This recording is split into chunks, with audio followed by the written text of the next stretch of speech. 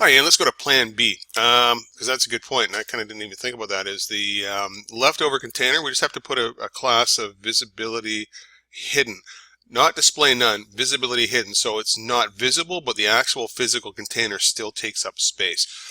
We do that in our sliders page, and we can actually do it right through the CSS right here.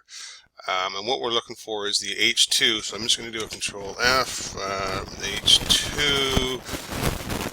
Current document, find next. Okay. HS, H2, HP. Right here, what we can do is on line 164 or so, 164 or so, let's just put visibility hidden, like so. So just add that as a class. But let me just go to the slider page itself and see. So we want to do the H2 and the P and the HS button.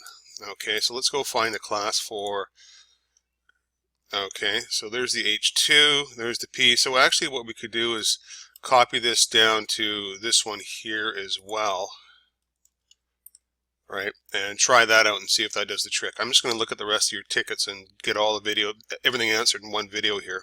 Yeah, what you have here now, the portfolio page is in the Pro package, because I'm just looking in your folder here. I just downloaded a copy of your site.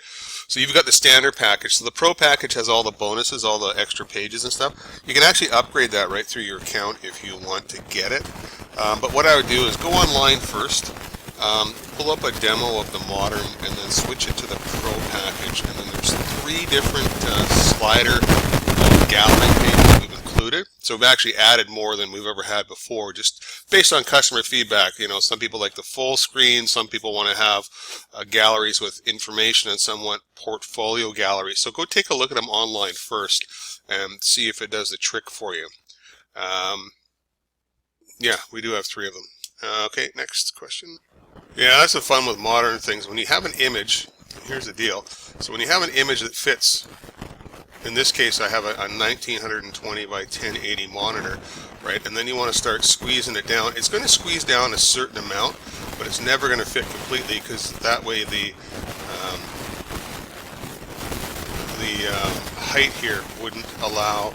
What has to happen, it has to squeeze down in ratio of the image, okay? And this is where the problem comes in with mobile and images and getting the full view, right? As you can see here, the hero images just don't show up because there's no room for them, right? So we'll go to the next slide, and the next one here, and the next one here with the full background. You're only going to get so much of the image. It's not going to squeeze down completely.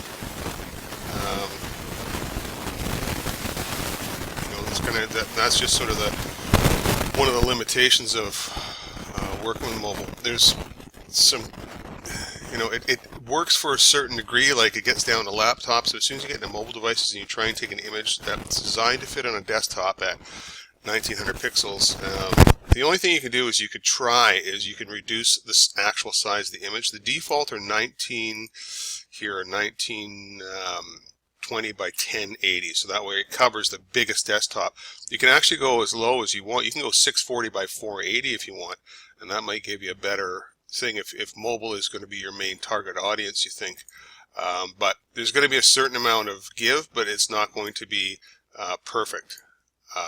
Like I said, in this demo here, you can see when I resize, it's going to resize. It does resize a certain amount, definitely from the larger down to here, and then it gets sort of to a point where it doesn't shrink or can't shrink anymore.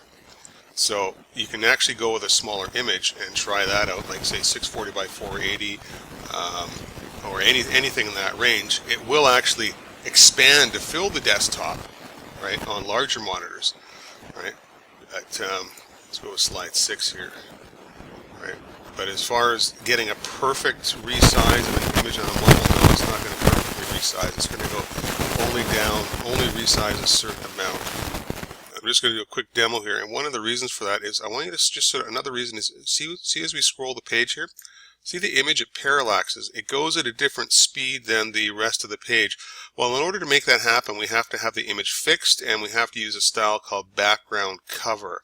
And that is also one of the things that sort of prevents like a fully resized image down. Those two things sort of don't go together.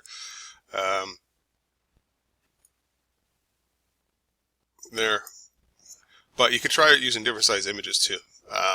Like I said, I've started with a really big one, but you can go a lot lower, a lot smaller, and have it expand up to your, it'll fill up to the desktop. So if you want to sit with a 640 by 480, 640 by 480, it would actually expand up to fill the full-size browser, and then it would shrink down probably a little bit better.